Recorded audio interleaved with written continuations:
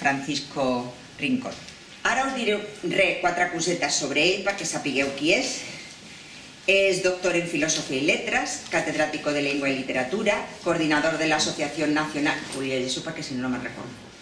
de la Asociación Nacional Didáctica de Lenguas, coordinador del área de Lengua y Literatura de Wolters Kluwer, Educación, formador de formadores durante 3 años de la Comunidad de Andalucía, creador y coordinador del proyecto L de extensión lectora de Sardañola, Cornellá, Sant Just, Tarrasa, Jerez, y del equipo de trabajo de lengua y literatura del ICE de la Universidad Autónoma, premio al Ministerio de Educación y Ciencia de Proyectos Innovadores de Innovación Educativa, colaborador especialista del programa El placer de leer y la alegría de escribir de Bayona y Biarritz, tiene más de 40 libros publicados y es colaborador habitual de numerosas revistas especializadas, conferenciante, ponente en numerosos encuentros, jornadas y congresos y simposios relacionados con la literatura, la lectura, la creatividad en más de 12 ciudades españoles.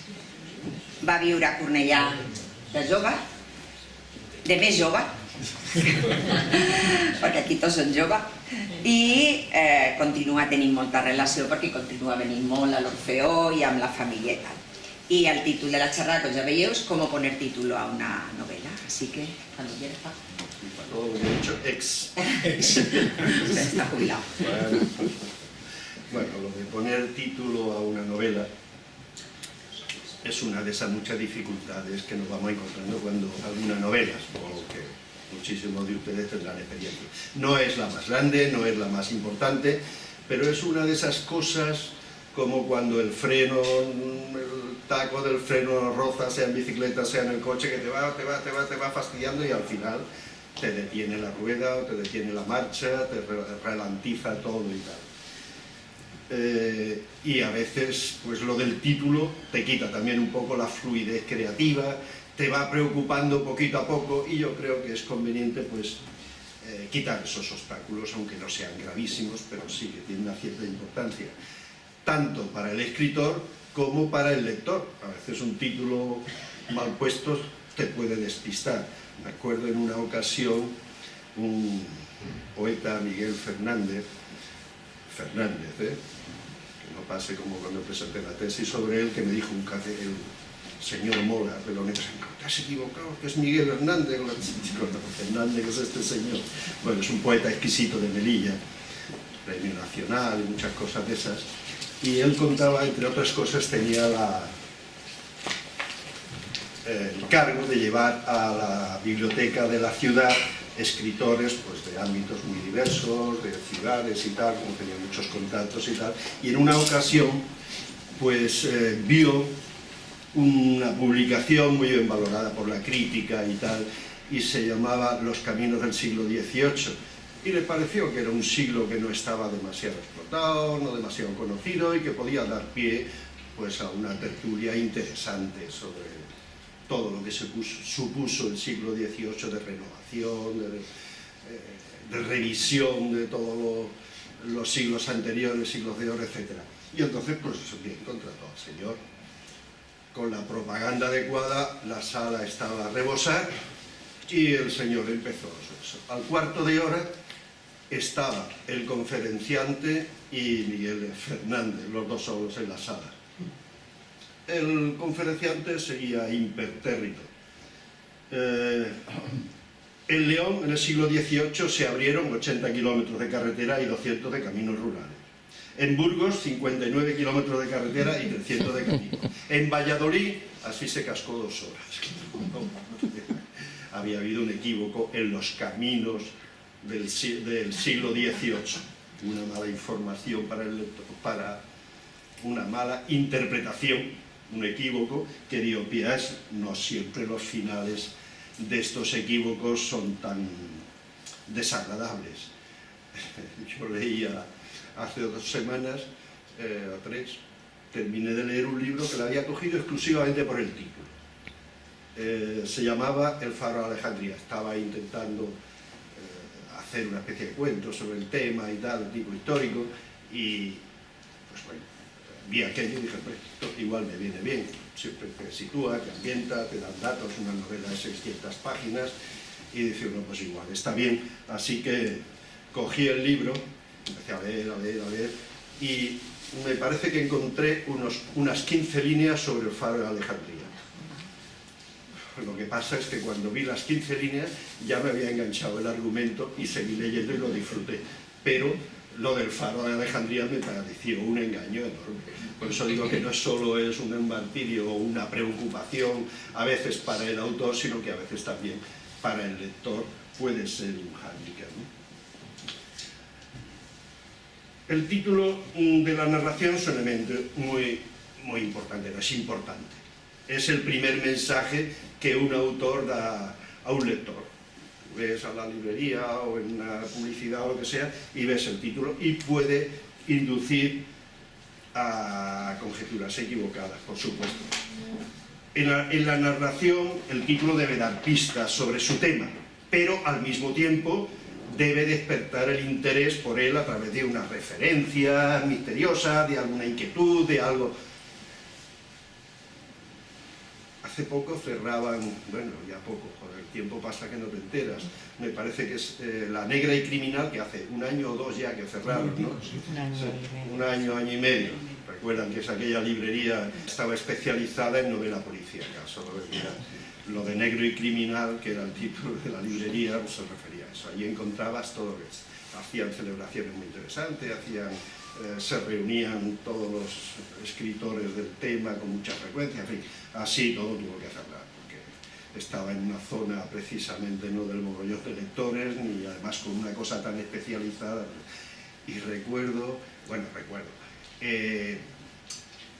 mucha gente cuando cerraron, pues había un día de celebración, íbamos para llevarnos un libro sellado, Negra y Criminal. Estábamos mirando a ver qué libro nos llevábamos, y Mujeres muy forofa de Mankel. Se había leído prácticamente todas las novelas de Mankel. Y de pronto, bueno, Mankel ya saben que, aparte de que sabe uno que todas las novelas sobre el comisario Wallander, ahora están poniendo la serie en televisión también, con el Quenebraga y toda la historia esa, y vio una que no la había leído, y se ponía Arenas movedizas. Esta no la he leído, porque es que las demás tampoco daban demasiados datos, Los perros de Riga, El hombre sonriente, Antes que hiele, y esta pues de pronto se llamaba Las arenas movedizas. Pues nada, compramos esa para llevarnos un recuerdo de una novela policíaca de un autor realmente, bueno, todos suelen ser, la mayoría, interesante, pero que te gustaba o que nos gustaba mucho. Nos la sellar, no sé qué, y cuando empezamos a leer resulta que era esa especie de despedida que hace Mankel de la vida y de la escritura, porque ya tenía el diagnóstico de la muerte por cáncer y había escrito una especie de memorias, anécdotas, reflexiones. Bueno, por un lado nos sentimos también un poco defraudados, porque no era una aventura del Mankel de nuevo, sino eso, pues lo que era. ¿Qué debe ofrecer un título para que no haya ningún equívoco de este tipo? En la narración, el nombre no solo debe ser sugerente para atraer a los posibles lectores, sino también suficientemente indicativo de lo que nos va a ofrecer el libro. Si no, pues va uno a la lectura pues un poco a la aventura, ¿no? Te fías del autor, te fías de la editorial, pero si el título no te da un poquito que te inicie en el tema, pues la verdad que tampoco sabes muy bien qué es lo que vas a leer. Habría que moverse un poco entre un indicador del contenido y un poco el misterio de cómo va a ser ese contenido. Hay veces que esto de los títulos pues es una de tantas cosas que dice, ¿y cuándo se pone el título? Pues hay veces que surge antes de la novela. Tú vas a escribir una novela y ya está ahí el título puesto, ya lo tienes, es lo primero que se te ha ocurrido, de forma que a veces lo que haces es glosar casi el título. Y hay veces que te pasas escribiendo la novela y que dices, estoy escribiendo una novela, ¿cómo se llama? Yo qué sé. Y vas escribiendo y eso te va corroyendo por dentro de forma que no encuentras ningún título, o se te van ocurriendo muchos que no acaban de gustarte, ¿no? A veces se producen casos extremos, ¿no? Hay la anécdota esa que ocurre entre Juan José Millás y de la Gándara, ¿no? Juan José Millás tenía escrita una novela y de la Gándara tenía un título muy bonito, ¿no? Y entonces se jugaron al póker a ver quién se llevaba o el título o la novela. Ganó Juan José Millás y la novela se llamó El desorden de tu nombre. Era el título que tenía guardado sin saber bien para qué novela, de la Gándara, ¿no? Para salir a veces de este atasco que puede llegar, como digo, a anularte de cara a la narración o a su finalización, suele aconsejarse una cosa: ir anotando todos los títulos que se te ocurran. De esto la persona que posiblemente lo hacía de una forma más sistemática, o que se sepa que lo hacía de una forma más sistemática, era Hemingway. Hemingway nunca ponía el título a la novela al comienzo. Él iba anotando títulos hasta que llegaba a los 100 títulos. Y cuando tenía 100 títulos, empezaba a desecharlo de uno en uno, hasta que encontraba el que quería. Es lo que hizo también Umberto Eco. Umberto Eco, no tan sistemáticamente como Hemingway, pero cuando escribió El nombre de la rosa, le dio al editor el libro y 34 títulos. Hubo un par de ellos que se manifestaba a favor de ellos, o como más favoritos. Uno era el del narrador, Aoazzo, y el otro era La abadía del crimen. Uno de esos dos escogieron el último de la lista, el editor y varios de los escritores o de los lectores de la editorial, El nombre de la rosa. Bueno, fue un acierto en ese caso, no siempre ocurre así.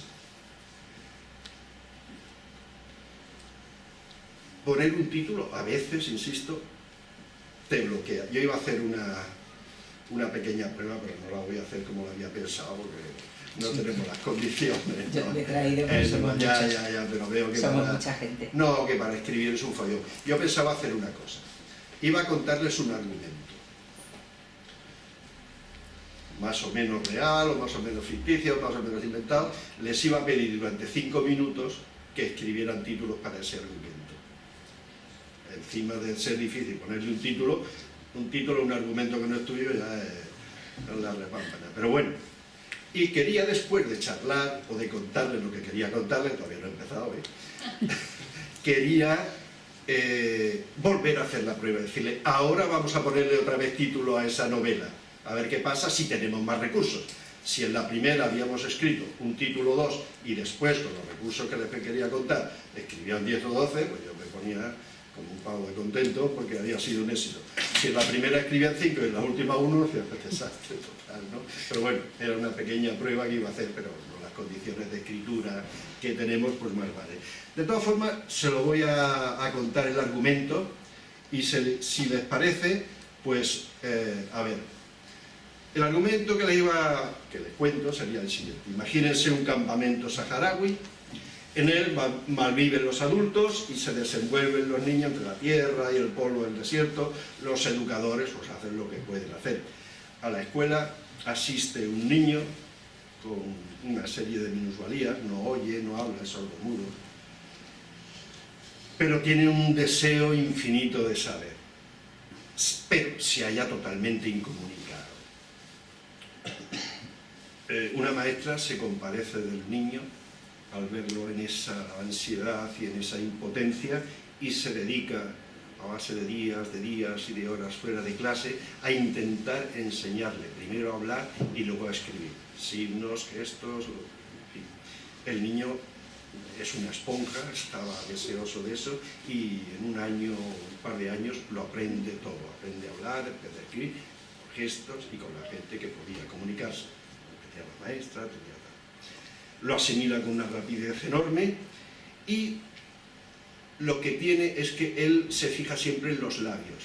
Él entiende a la gente que le habla, pero la gente que habla no le entiende a él, porque casi nadie sabe hablar. Y hay un ser que habla de una forma maravillosa, que es el camello de su familia. La familia Sahar más o menos tiene un camello, y ese camello está continuamente moviendo los labios, y entonces él se queda asombrado de la cantidad de cosas sobre el desierto que cuenta el camello. Y el niño, cuando ya aprende a escribir y domina la escritura, empieza a traducir lo que ha explicado el camello.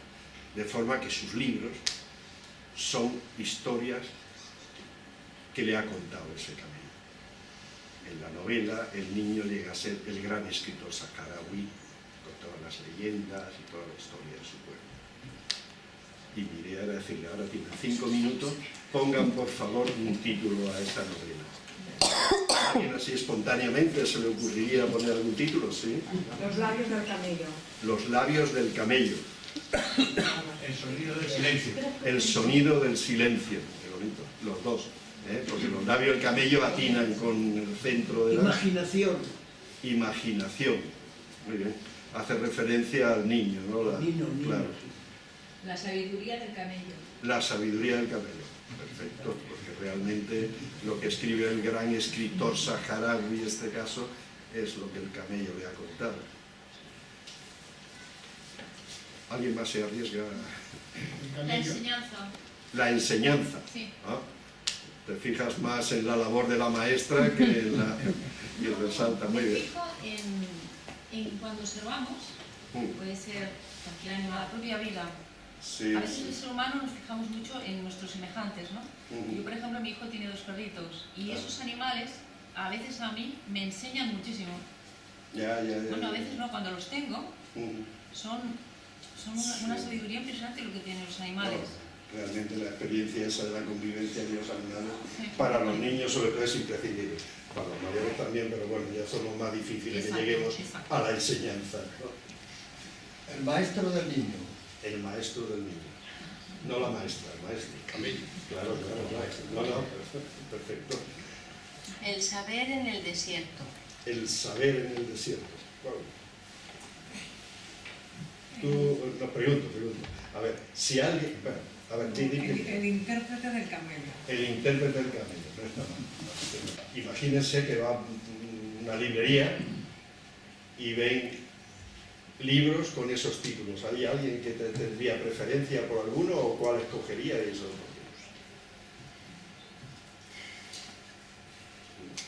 Difícil porque el tema es muy fuerte, ¿no? Lo que hace, y es muy difícil comunicarlo o insinuar.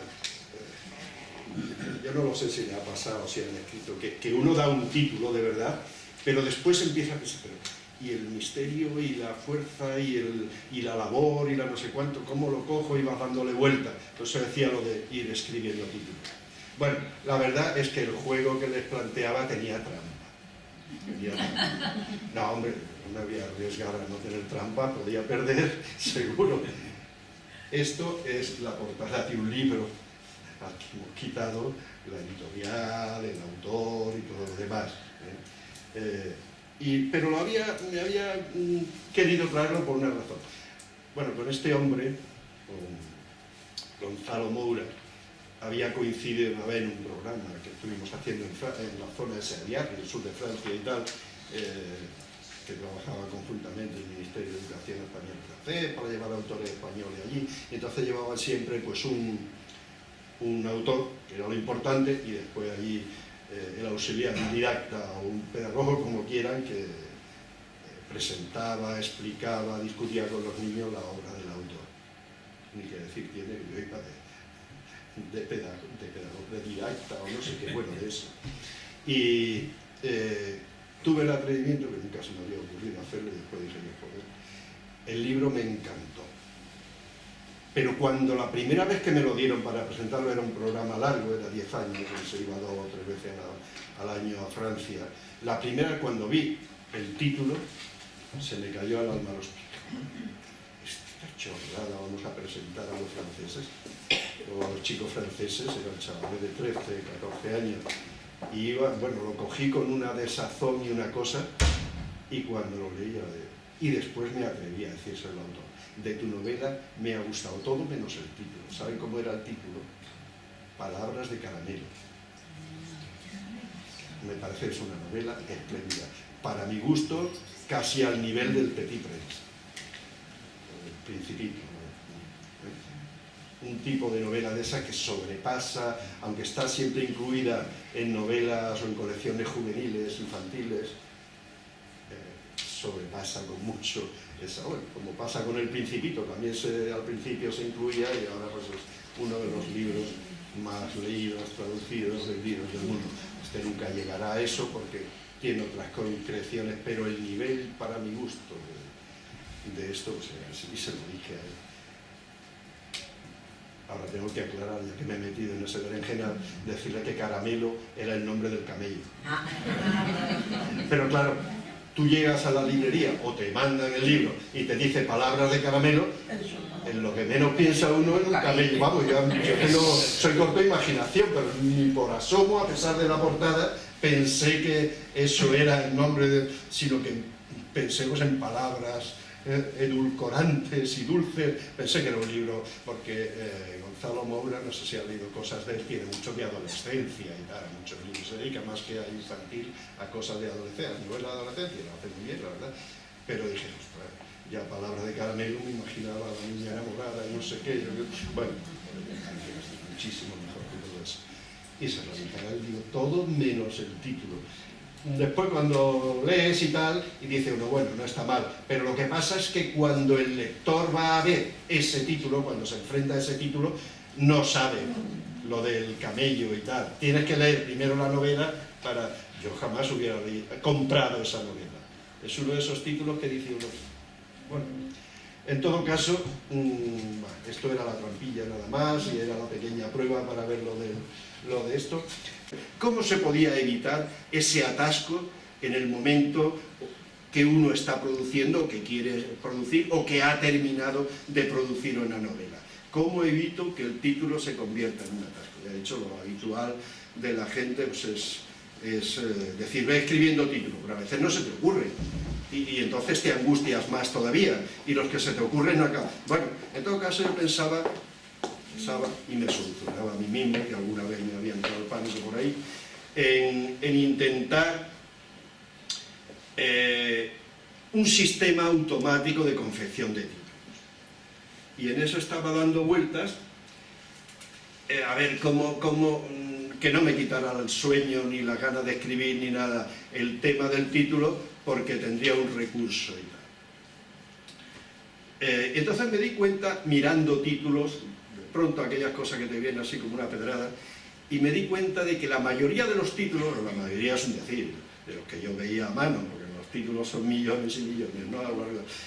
Que los títulos que tenía a mano, casi todos, se podrían sintetizar en una observación. Casi todos se referían a los elementos básicos de la novela, por lo menos a la mayoría de los elementos básicos de la novela, ¿no? A los personajes, al espacio, al tiempo, al argumento, al género, casi todo.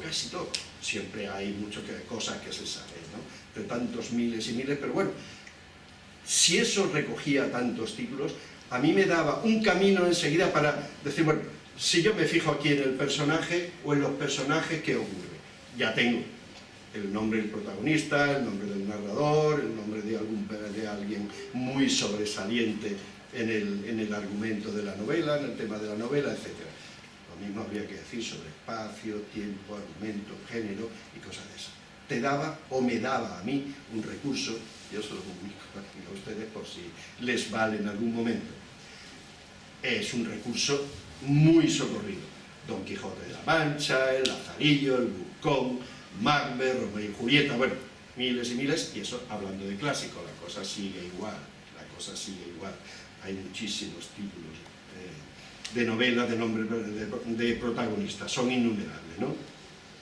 Los clásicos es verdad que solían acompañar el nombre con alguna pequeña descripción añadida, a pesar de que hoy nunca las nombramos, decimos el Lazarillo, el no sé qué, pero era la vida del Lazarillo de Tormes y de sus fortunas y adversidades, un poquito añadidas, ¿no? No digamos el ingenioso hidalgo Don Quijote de la Mancha, o ya no hablemos de los de Quevedo, ¿no? Historia de la vida del buscón llamado Don Pablos, ejemplo de vagabundos y espejo de tacaños. Bueno, hacían una descripción ya como bastante detallada del personaje con el título. Después se redujeron los nombres, la cosa se fue reduciendo y hoy pues conocemos las obras por el nombre sin más.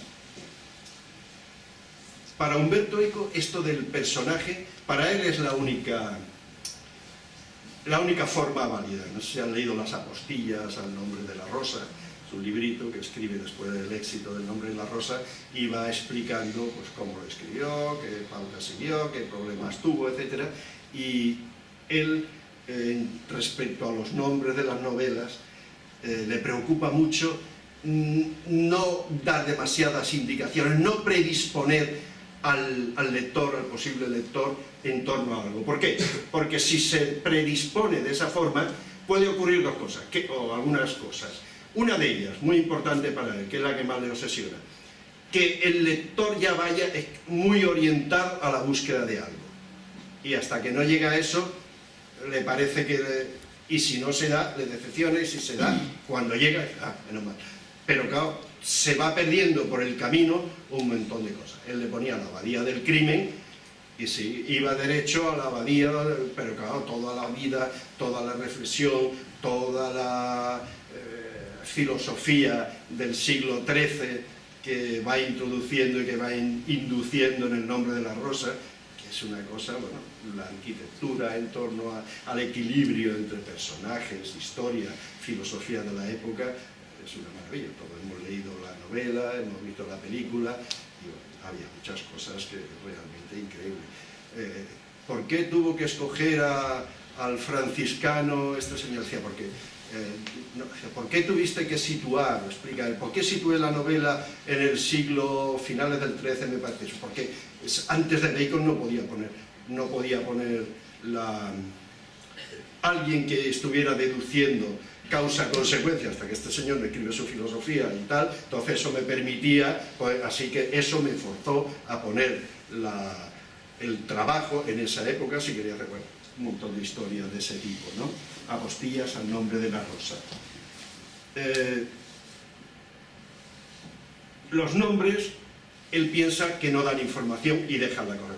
Por eso él propuso uno que después, lo que pasa es que el Nombre de la Rosa, la verdad, tampoco da ninguna información, porque en el libro ni aparece ninguna rosa, ni aparece una cosa en blanco, y que de alguna forma, bueno, uno lee David Copperfield o Robinson Crusoe y dice, no, pues sí, ahora sabemos ya que son esas novelas y empiezas enseguida. Pero la primera vez que alguien se encuentra con Robinson Crusoe no tiene ni la más pajolera idea de hacia dónde se orienta esa novela.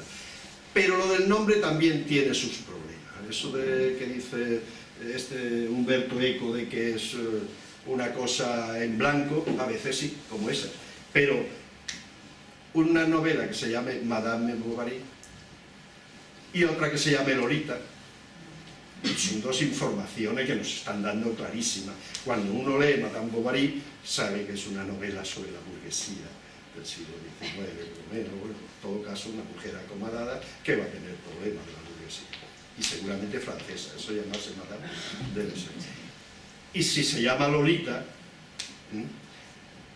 la información es totalmente distinta. Seguro que no es una burguesa, por lo menos de la alta burguesa, seguro que no es una señora encopetada, seguramente es otro nivel y realmente es otro nivel. Cuando leemos la novela de Nabokov, pero bueno, nos están dando también una información, tampoco son tan blancos la influencia de los nombres, ¿no? A veces los nombres podemos sustituirlos si queremos poner nombres en vez de directamente, pues algunas características. Hay muchísimas novelas que en vez de dar el nombre directamente nos da alguna característica del personaje. Por ejemplo, La joven de la perla. No sabemos el nombre, pero bueno, cuál, no sé qué, El último mohicano, El mago de Oz, La chica del tren, yo qué sé. Son características de cosas. El rey pequeño, para hablar de una histórica reciente, Capitán a la triste, bueno, ya nos van incitando con pequeñas descripciones de esto, ¿no?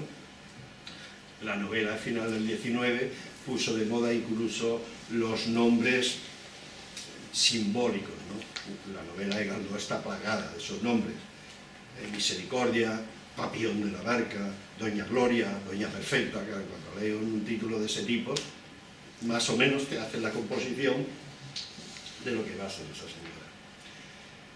Bien, pasamos de los personajes, que bueno, serían unas cosas a las que nos podemos acoger para poner el nombre, pero hay muchísimos nombres también reflejados en el espacio. El espacio en la novela es muy importante al escribirla, pero es que al nombrarlas también, al ponerle título también. Hay muchísimas novelas que incluyen el espacio donde sucede. Bueno, ya pasa en las noticias periodísticas con mucha frecuencia, es mucho más importante dónde pasan las cosas que qué es lo que pasa, que a lo mejor no tiene importancia, pero ha ocurrido en la sede del PP, o ha ocurrido en no sé qué país, no sé qué, bueno. No es lo mismo una bomba en un país que en otro, y a veces tienen que empezar dando el espacio porque es lo más importante. Y en las novelas pasa. Si alguien nos dice asesinato en el Orient Express o el Expreso de Medianoche, de Virialles, bueno, ya el misterio ese del sitio donde sucede es casi más importante que el crimen que sabemos que nos va a contar, porque son Agatha Christie y el Bill. El tren es el lugar de los sucesos y parece que es un sitio pues, con un cierto misterio, con una cierta intranquilidad, una cierta dinámica de viaje en la cual hay un tiempo y un espacio tan preciso que es muy complejo. Hay otras veces en que los espacios tienen otro significado. Habitaciones cerradas, Care Santo, por ejemplo, es un lugar muy marcado. Las voces del Pumano de Jaume Cabré. Vuelve a ser un espacio un poquito más amplio, pero muy marcado también. Una habitación con vista, la Casa de los Espíritus de allí, la Casa Verde de Vargas Llosa, donde la Casa Verde es una cosa que actúa como catalizador de toda la novela. Se recuerda, es un poco antigua ya, ¿no? De cuando éramos jóvenes, fíjense. Es una novela, lo digo porque a mí me impresionó mucho la lectura, fue de las primeras que leí de Vargas Llosa, en que tiene dos descripciones que se van alternando. Una es una selva, y allí pues hay unos soldados y unas monjas y unas cosas que, no sé si es la palabra, que van cazando a chicas, jovencitas de las tribus aquella salvaje, y las llevan a un convento para educarlas, para convertirlas, todo eso.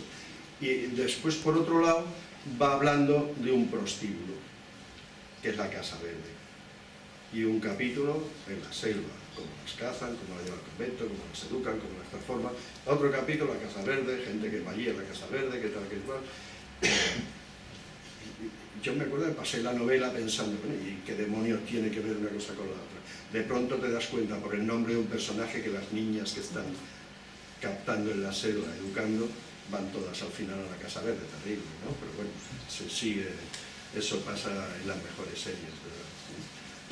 Por ejemplo, la de Almería. Pero bueno, no es tan así, no es tan bueno. El bosque animado es otra de esas novelas que el espacio es, bueno, esta y todos los demás personajes, pero el bosque de Gallego es una cosa que queda realmente maravilloso, ¿no? Son realmente los protagonistas de este tipo de novelas. Pues es importante, alguien aludió antes al desierto de una forma o de otra, ¿no? Porque era realmente el contexto, el ambiente, y me parecía muy acertado también. La montaña mágica de Thomas Mann, bueno, es de alguna forma de este tipo, pero con trampa.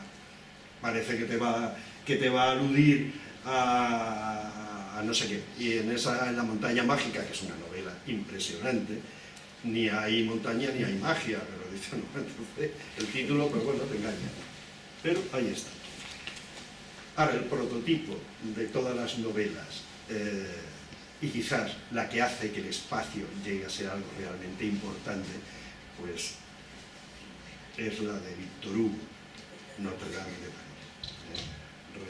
Cuenta en un librito que se llama La sangre de los libros, y que es un librito pues, de anécdotas, de historias sobre los libros y tal, muy ameno, muy entretenido, y sobre esta novela dice que este señor Víctor Hugo estaba muy cabreado, muy excitado, porque con el movimiento neoclásico y tal se habían envalentonado y estaban derribando todos esos monumentos cutres, irracionales y sin sentido de las épocas anteriores de la Edad Media.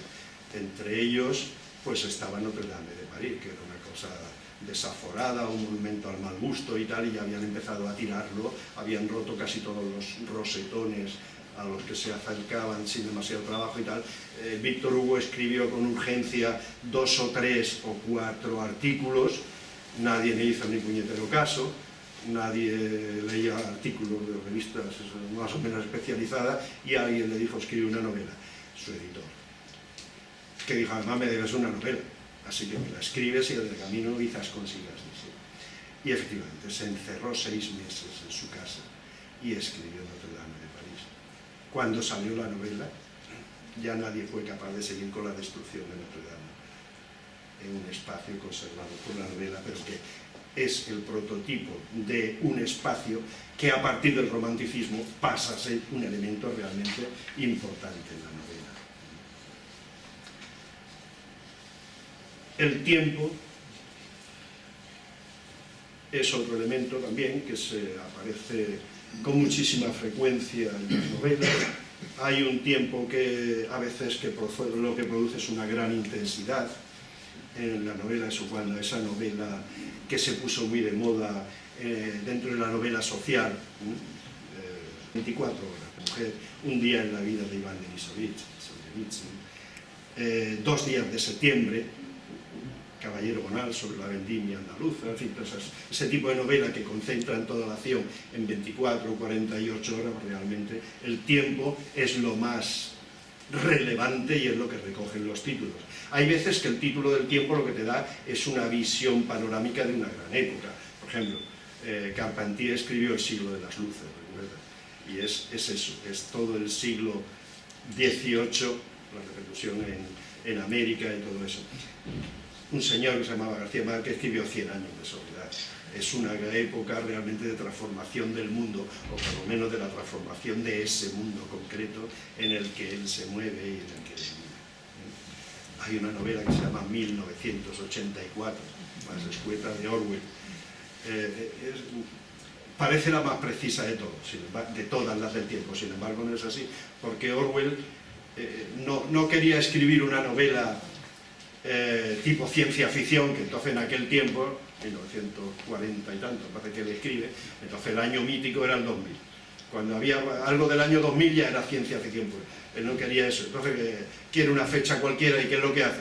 Él escribe en 1948, invierte los 2 últimos números y le llama 1984. Era un año cualquiera, un poco más adelante, pero que se empezaba a producir lo que ahora tenemos, el control absoluto de todos nuestros movimientos a través de miles de cosas, el gran hermano. Bueno, con respecto a la precisión, yo creo que la novela más increíble es La vuelta al mundo en 80 días. Ya sabemos lo que va a pasar, que va a dar la vuelta al mundo en 80 días y que va a ganar. Tiene que ganar la apuesta. Pero hay un elemento sorpresivo final. No interesa tanto lo que va a suceder, sino cómo va a suceder. Es un libro de aventuras y tal, y sobre todo el golpe final dado por el tiempo, que se retrasa 24 horas a través de eso. Bien, pasamos al argumento, porque el tiempo pasa al centro de la Tierra, ya todo el mundo sabe dónde va, así que pero es un libro de aventura y todos lo entendemos, es el cómo. No el qué, sino el cómo, ¿no? Lo que interesa en este tipo de cosas. La muerte de un viajante, el coronel no tiene quien le escriba, la legión perdida, Peguillo, el jugador viaja a la Alcarria. Bueno, ofrecen pistas muy claras. Pero en un texto narrativo dice el poeta, el escritor mexicano, Alberto Chimal, hay que evitar referencias demasiado explícitas a su argumento, no solo para no vender el final, sino porque lo que cuenta no suele ser qué pasa, sino cómo. Lo importante no es que dé la vuelta al mundo en 80 días, ya lo sabemos, sino cómo la da. Era el tipo de título que no le gustaba a Humberto Eco, pero bueno, por eso no se lo puso a la suya. Un truco habitual también referido al contenido es ese título de doble fondo, y que aparece un título que, bueno, sí, tiene una referencia directa, después que cuando uno lee y tal, se da cuenta de que hay algo mucho más profundo, mucho más hondo. Pero bien, el género, bueno, ya hay muchísimas novelas que te cuentan el género, casi una novela te dice al comienzo diario de Ana Fran, pues sabe lo que va a venir, no sabe quién era Ana Fran ni qué le pasó al principio, ahora sí lo sabemos, pero es un diario, como el diario de un cazador, un diario, de historias y tal, cartas desde mi celda, memoria de mis putas tristes, de Márquez, cuentos de la selva, de Horacio Guerra. A través de la palabra que indica el género está indicando muchísimas cosas ya sobre lo que va, tampoco es ningún invento moderno, ¿no? La Celestina se llamaba ya desde el principio tragicomedia de Calisto y Melibea y de la puta vieja Celestina. O sea que lo de tragicomedia, que además ha dado pie a tanta literatura y a tanto inquisimiento sobre si era comedia o era tragedia, pues bueno. El género no solamente se indica por la palabra de esto, sino que a veces cada género suele tener a veces también un pequeño como guiño, a través del cual uno se puede aprovechar de eso para titular sin decir esto es una tragedia o esto es no sé qué, sino bueno, si uno ve una novela que se llama La Guerra de los Mundos, está muy claro que es ciencia ficción, y si es La Máquina del Tiempo no digamos. La de humor también tiene su propio, si uno ve el título de Javier Ronda, Vecino de guardia, dice, el abuelo que saltó por la ventana y se largó, clarísimo, ¿no? Bueno, lo mismo ocurre con la fantasía, lo mismo ocurre con el terror. Los géneros suelen tener sus propios guiños para no estar siempre diciendo miedo, terror, sino novela o relato, sino... Bien, terminaría un poco con los 5 elementos fundamentales de la estructura de la novela que nos podrían servir para buscar títulos. Había añadido algunos más y se podrían añadir infinitos de ellos porque casi cada autor busca un recurso, ¿no? Los más habituales pues son eso de títulos metafóricos, la gaviota, las flores del mar, yo qué sé, pues títulos de ese tipo que, bueno, sí, te indican algo, pero uno tiene que, hasta que no termina de ver, no entiendes la metáfora, pero uno intuye que hay algo por el medio. A veces se acude a títulos estrambóticos como para despistar, ¿no? Si a ti te dicen me desperté temprano y saqué el perro,